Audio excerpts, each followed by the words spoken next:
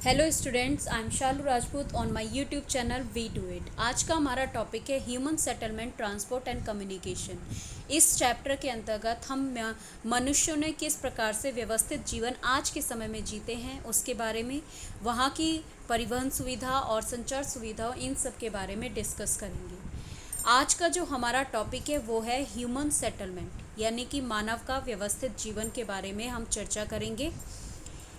Settlement सबसे पहली बात क्या होता है? हैबिटेशन एक ऐसी जगह होती है जहाँ पर लोग रहते हैं, लेकिन सेटलमेंट उसको कहा जाता है जहाँ पर जब कुछ व्यक्ति या कुछ भी व्यक्ति नहीं रहते, यानी कि एक ऐसा प्लेस जहाँ पर पहले बहुत कम लोग रहा करते थे या फिर कोई भी व्यक्ति नहीं रहते थे और अब वहाँ पर आकर लोग रहने लगे और अपने उस जगहों पर अपने घर बनाकर रहने लगे। तो इस तरीके से जो नए होम या नई जगह पर जो व्यवस्थित जीवन शुरू हुआ उसी को हम सेटलमेंट कहते हैं। वो फैक्टर्स जो कि सेटलमेंट्स को विकास को प्रभावित करते हैं, एक तो है सूटेबल लैंड, यानी कि एक जगह जहाँ पर अगर ज़मीन आपकी इवन लैंड है, मीन्स समतल ज़मीन है, जैसे प्लेन रीजन हो गया, तो वहाँ पे सेटलमेंट बहुत जल्दी से विकसित होगा। इसी तरह से फेवरेबल क्लाइमेट, यानी कि जहाँ पर अगर मॉडरेट क्लाइमेट है, एक ऐसा प्लेस जहाँ पर हमें मॉडरेट क्लाइमेट, इट मीन्स कि ना तो ज़्यादा ठंड ना ज़्यादा गर्मी, ऐसा मौसम होता है, तो वहाँ पर लोग या जो सेटलमेंट है वो काफ़ी आसानी से विकसित होता है, बल्कि एज़ कंपेरेटिवली अदर रीजन्स जहाँ पर कि गर्मी बहुत ही ज़्यादा हो या फिर ठंड बहुत ज़्यादा हो, ऐसी जगहों पर लोग नहीं रहते हैं। Next one, availability of water, जहाँ पर पानी समुचित व्यवस्था में आसानी से उपलब्ध होता हो। ये भी एक ऐसा फैक्टर है जो कि सेटलमेंट को के विकास को प्रभावित करता है। इसके अलावा फर्टाइल सॉइल, यानी कि मिट्टी जहाँ की ज़्यादा उपजाऊ होगी वहाँ पर लोगों को इकोनॉमिक एक्टिविटी के प्रॉपर साधन मिलेंगे, जिसके कारण लोग ऐसी जगह पर रहना ज़्यादा पसंद करेंगे जहाँ पर फर्टाइल सॉइल हो, सूटेबल लैंड हो, फेवरेबल क्लाइमेट हो और अवेलेबिलिटी ऑफ वाटर हो। एक ऐसा प्लेस जो है, जैसे कि पहले के समय में हमने पढ़ा है, रिवर वैलीज़ के आसपास, यानी नदी घाटी के जगहों पर लोग इसीलिए ज़्यादा रहा करते थे क्योंकि वहाँ पर ये सभी चीज़ें उन्हें आसानी से मिल जाया करती थी। अब हम यहाँ पर पढ़ते हैं टाइप्स ऑफ सेटलमेंट के बारे में। अब सेटलमेंट जो है दो प्रकार से होता है। अगर हम देखें based upon the duration of time, अगर हम समय सीमा के आधार पर देखें तो सेटलमेंट दो प्रकार का होता है, टेम्पररी सेटलमेंट और परमानेंट सेटलमेंट। जबकि अगर हम उनके फंक्शंस के आधार पर, यानी कि उन जगहों पर उनको कार्यों के आधार पर देखें तो वहाँ पर जो सेटलमेंट है वो भी दो तरीके से होता है, एक तो रूरल और एक अर्बन सेटलमेंट। टेम्पररी सेटलमेंट और परमानेंट सेटलमेंट होता क्या है? जैसा कि हमें नाम से ही पता चला है, टेम्पररी सेटलमेंट यानी कि जहाँ पर लोग थोड़े कम समय के लिए ही रहते हैं, ऐसे सेटलमेंट को हम कहते हैं टेम्पररी सेटलमेंट। जैसे कि यहाँ पे टेंट लगाकर लोग रह रहे हैं इस पिक्चर में।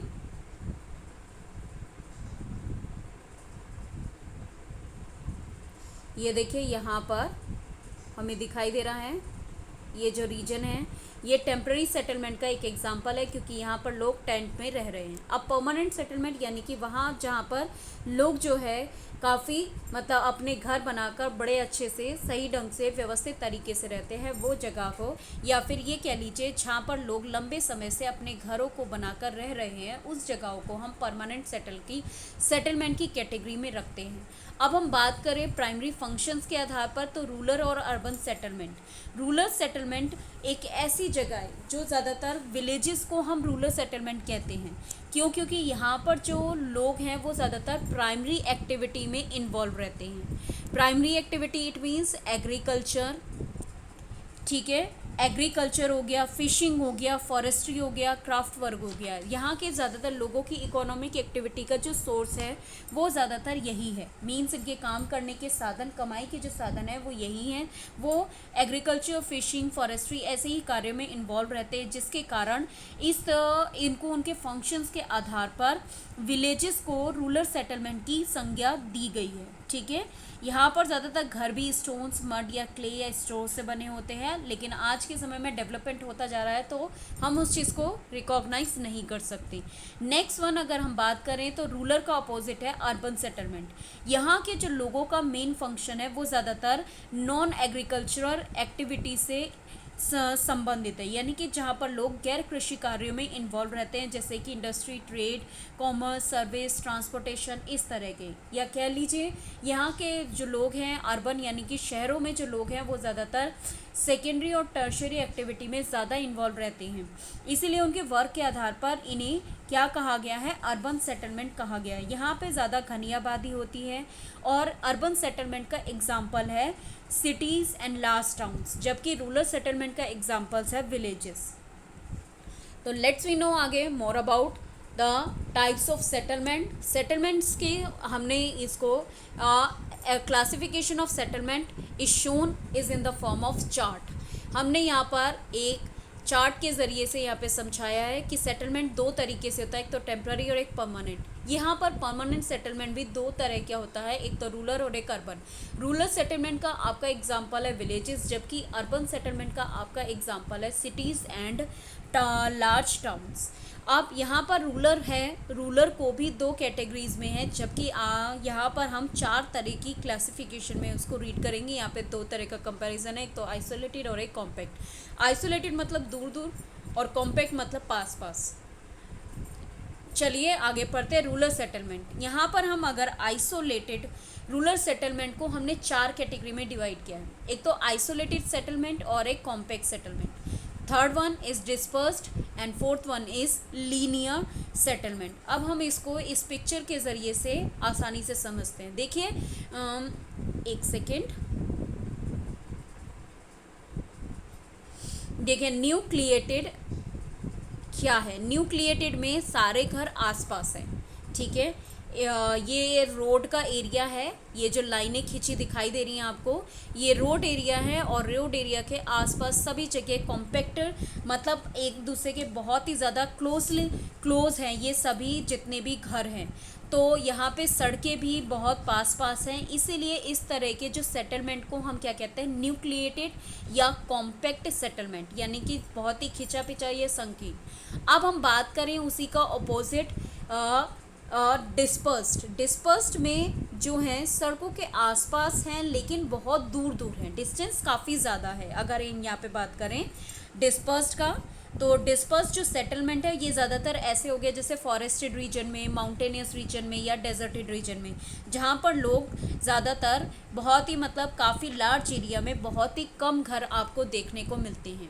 अब हम बात करें लीनियर मतलब एक रोड के और दोनों ओर स्थापित, यानी ये देखिए ये यहाँ पर एक रोड दिखाई दे रही है, ये आपको ये रोड है, इस रोड के दोनों ओर आपको घर दिखाई दे रहे हैं। जैसे अब आप अपने मेन रोड पर देखते हैं, मेन रोड के दोनों अपोजिट डायरेक्शन में आपको बिल्डिंग्स नज़र आती है, चाहे वो घरों की हो चाहे वो शॉप्स की हो, तो वो एक तरह का लीनियर टाइप का सेटलमेंट होता है, ठीक है। नेक्स्ट वन है आइसोलेटेड मतलब बिल्कुल एक तरह से जहाँ पर इंडिविजुअल उस जगह पर एक ही घर हो, या कह लीजिए जहाँ की बहुत ही ज़्यादा हार्श कंडीशंस होती हैं, यानी कि बहुत ही ज़्यादा ख़राब कंडीशंस, यानी कि या तो बहुत ज़्यादा ठंड हुई या बहुत ज़्यादा गर्मी हुई, तो ऐसी जगहों पर बहुत ही कम घर देखने को मिलते, कम क्या बिल्कुल ही नाम मात्र के बराबर ही घर देखने को मिलते। तो इस तरह की सेटलमेंट्स को हम कहते हैं आइसोलेटेड। ये हमारे रूरल सेटलमेंट का एक एग्जाम्पल है।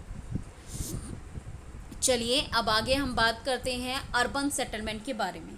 अर्बन सेटलमेंट मैंने अभी आपको बताया कि यहाँ पर जो अर्बन सेटलमेंट के अंतर्गत लोग ज़्यादातर नॉन एग्रीकल्चर एक्टिविटी में इंगेज रहते हैं, ठीक है, और इसमें ज़्यादातर लोग सेकेंडरी और टर्शरी सेक्टर के अंतर्गत काम करते हैं। It means trade, commerce, service, transportation, इस तरह की फील्ड की काम करते हैं। तो अब हम उसी के बेसिस पर हमने अर्बन सेटलमेंट को इन 7 कैटेगरीज में डिवाइड किया है। मार्केट सिटीज़, जैसा नाम से पता चला है, एक ऐसा एरिया जहाँ पर ज़्यादातर प्रोडक्ट्स की सेलिंग और परचेजिंग होती हो, ठीक है। तो वह ऐसे जो शहर हैं वो ज़्यादातर कहाँ पर बनाए जाते हैं, जैसे कि पानी के मार्ग की तरफ या फिर जैसे ट्रेड रूट हो। फॉर एग्ज़ाम्पल आपका मुंबई हो गया, ये आपका सबसे बड़ी मार्केट सिटी है। अब हम एडमिनिस्ट्रेटिव की बात करें, कुछ देश जो कि कैपिटल सिटीज़ के नाम से हो या फिर जहाँ पर उनके शहर जो हैं शासन चलता हो, जैसे कि हमारे देश की दिल्ली है। दिल्ली एक एडमिनिस्ट्रेटिव सिटी के अंतर्गत आती है, ठीक है। इसके अलावा लंदन हो गया, लंदन भी आपकी एडमिनिस्ट्रेटिव सिटी का एग्जांपल ही है। अब इंडस्ट्रियल सिटीज़ यानी जहाँ पर ज़्यादातर इंडस्ट्री से रिलेटेड एक्टिविटी होती हों, ऐसी सिटीज़ को हम इंडस्ट्रियल सिटीज़ कहते हैं, जहाँ पे मेनली प्रोडक्शन और मैन्युफैक्चरिंग का काम चलता हो। इस तरह का एग्जांपल है जैसे हमारे देश में जमशेदपुर हो गया, अहमदाबाद हो गया, ये सभी हमारे लिए इंडस्ट्रियल सिटीज़ का एक बहुत बड़ा एग्जांपल है। अब हम बात करते हैं कल्चरल सिटीज़ यानी कि जो हमारी कल्चर, धर्म, शिक्षा के नज़रिए से बहुत ज़्यादा इम्पॉर्टेंट हो, वो ऐसे शहरों को हम कल्चरल सिटीज़ के नाम से जानते हैं।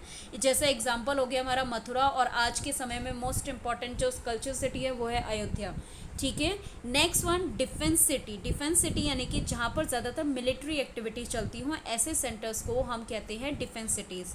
इसका एग्जांपल हमारे देश में कह लीजिए जो एक तो हो गया बैरकपुर, ठीक है। इसके अलावा लुधियाना या अम्बाला समथिंग कुछ है ऐसा।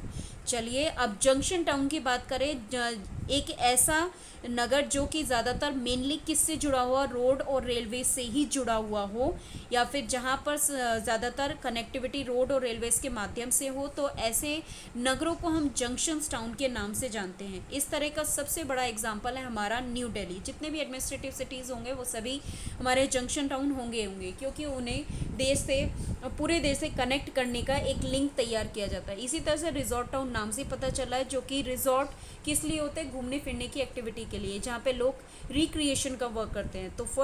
तो जो भी टाउन्स जो टूरिस्ट एक्टिविटी के लिए सबसे ज़्यादा फेमस है, ऐसे टाउन्स को हम रिजॉर्ट टाउन की कैटेगरी में रखते हैं।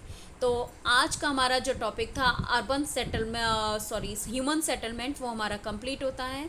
Thank you for watching my YouTube channel. We do it.